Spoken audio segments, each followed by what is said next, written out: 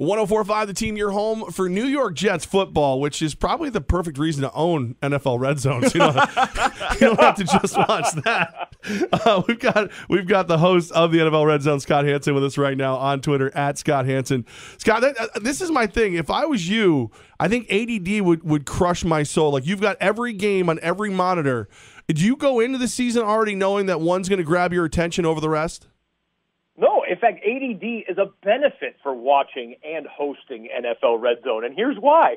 You watch something, you're like, okay, I just saw a 5-yard run at 2nd and 5. Great, I got 40 seconds, unless they're running hurry up, to go pay attention to something else. So I love the fact that we get to bounce around from moment to moment. We trim the fat off of every football game, and I think a lot of fans really appreciate that. So, yeah, to answer your question specifically, we do have a show meeting a couple hours before we go live, and we do talk about, hey, eventualities. This could happen in this game. This could happen in this game. Remember, this guy's now facing his old team. Remember, this guy said this in the locker room this week about this DB that he's facing. So keep an eye out for these type of things. But we don't go in with any preconceived notions in terms of we have to be there for something. We let the action dictate the flow of the show, and I think the audience appreciates it that way. Okay, but Scott, like, you're a fan. Like, I hear, like, you may have more passion for football than Goz and I combined, and that's saying something. Like you don't go into the year going, man, I really got to see what happens with Tom Brady, or there isn't like a team or a player that just, like, secretly, when no one's paying attention, your eye glances over as fast as it can. I mean, look, when you're talking about Tom Brady, yeah, that happens, because now, to me, the argument is over. The argument about the greatest of all time at the quarterback position is over. And if somebody wanted to call him the greatest football player of all time, I wouldn't make a strong argument against that. So when you're talking about a guy who still seems to be in his prime, right? He could have won the MVP last year. Maybe people thought if they re-voted after the Super Bowl, he would have won the MVP. The league MVP for the year, not the Super Bowl MVP.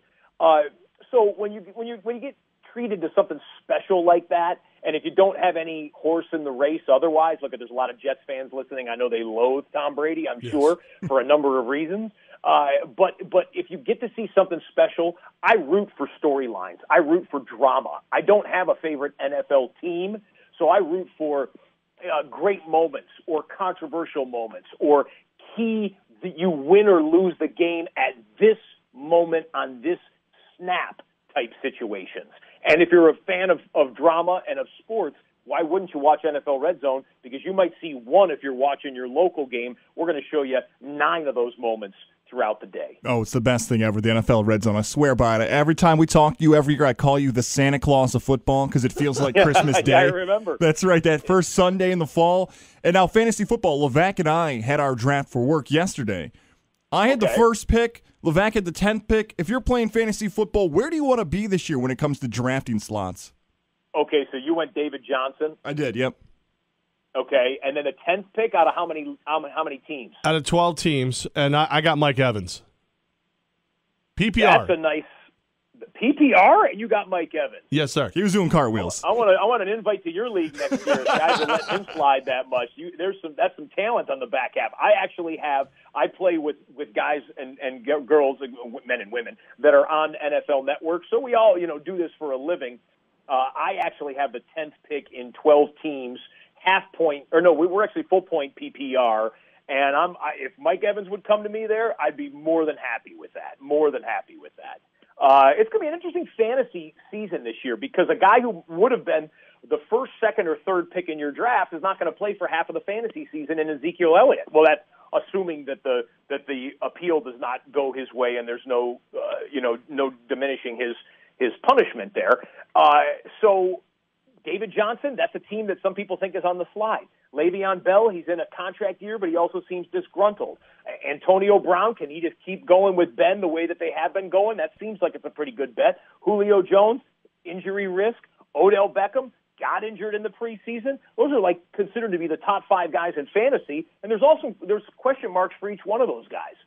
Fantasy leagues are not won in the first round. Everybody focuses on who do you get in the first round. Fantasy leagues are won by you drafting Matt Ryan last year, who was probably the 10th quarterback taken off the board, and he went bonkers, right?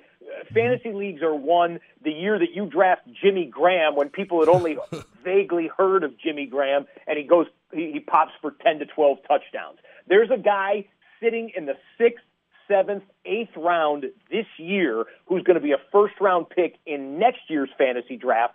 Go and find that guy, and you'll win your league. NFL Red Zone host Scott Hanson with us right now, and I think what he just said is that I'm better at drafting in the fantasy league than Goz. That's not what he said. I think the first pick, David Johnson, was fine. That's what he said.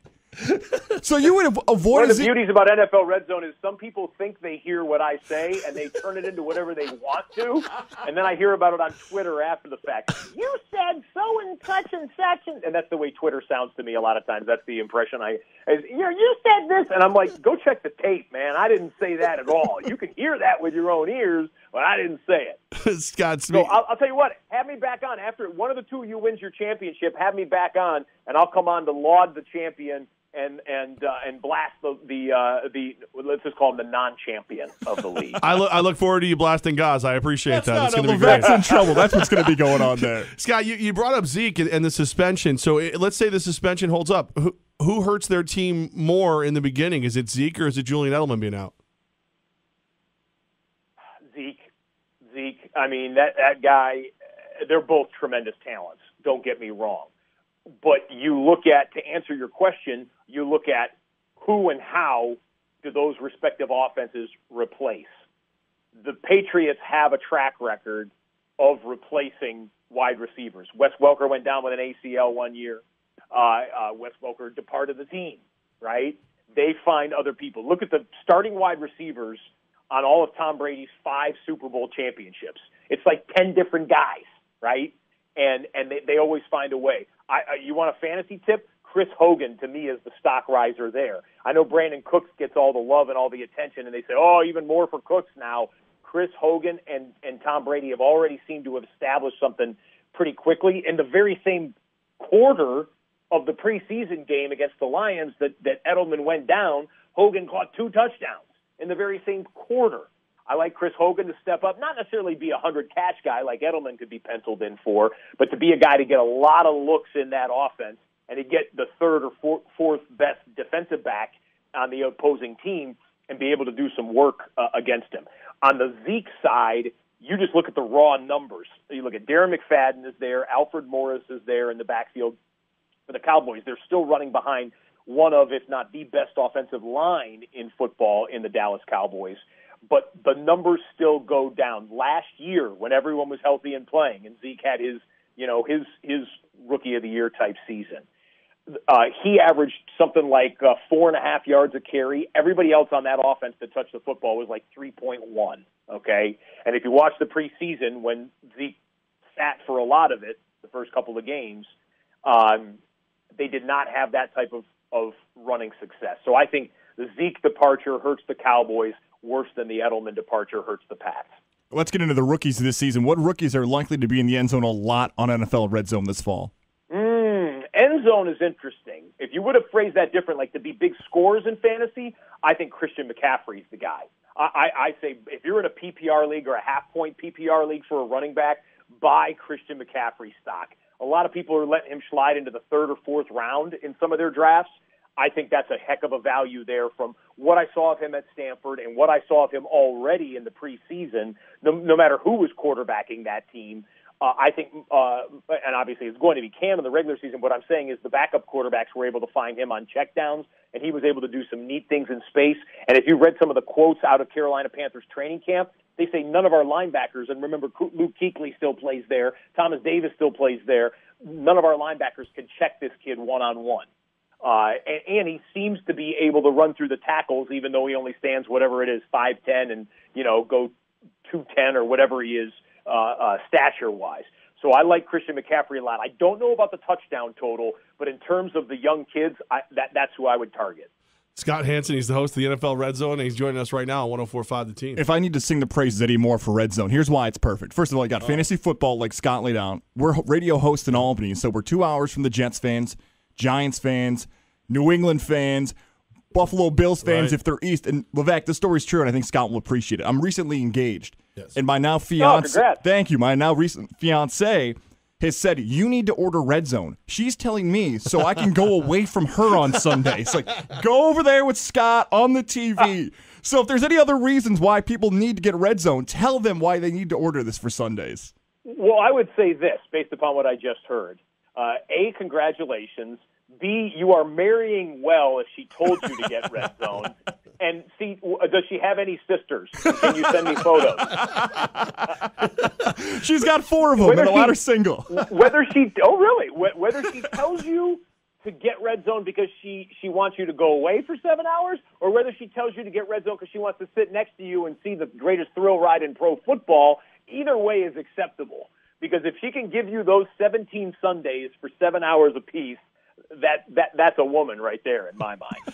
It is funny, Scott, because like guys just said, I gotta get Red Zone. I'm thinking to myself, I'm like, yeah, that's like $10 extra a month on my cable package, and I will argue with them over like a $5 cable box, but the $10 a month for football season, I'm like, no, that absolutely makes sense, no problem. They're like, here's my money. Here's my money. Take it now. Do you want more? I mean, look at when we start. And you go through, and you are not sitting and watching a replay ad nauseum. Obviously, we don't do commercials on NFL Red Zone. You're seeing every touchdown from every game. You're going to work on Monday, and anyone talks anything about the NFL. Did you see that fantastic finish? How about so-and-so's catch? Did you see the hit he laid on this guy? If you watched NFL Red Zone, your answer is yes, yes, and yes to those and any other questions somebody poses about the NFL. Put a price tag on that for me as a sports fan. Put a price tag on it, right? It's over $10 a month or a week or whatever it is, $10 a month that I'm willing to pay. So, Scott, Hanson, that passion, that intensity starts 1 o'clock every Sunday. NFL Red Zone. It is weird to hear your voice and not see a touchdown right after it. Well, we can imagine them in our heads as we talk via the airwaves right here, right? And Absolutely. They're coming, boys. They're coming because we had over 1,000 touchdowns last year. In fact, I don't know if you guys watch in week 17. It was the last week of the season. We were counting them down. And I said, ladies and gentlemen, whoever, Julio Jones just scored the 998th touchdown you've seen on NFL Red Zone.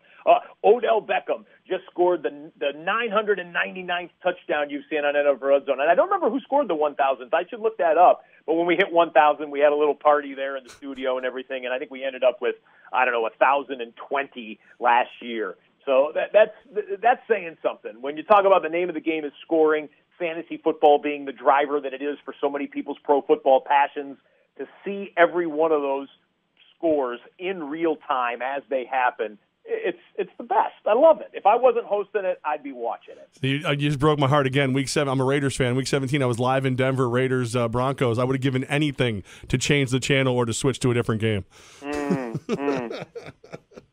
Scott, man, we appreciate you when you make time for us. And when I beat Goz in the Fantasy League, we'll have you back on. Or vice versa, which is more likely.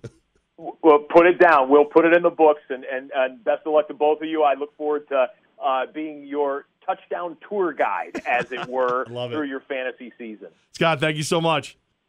See you guys.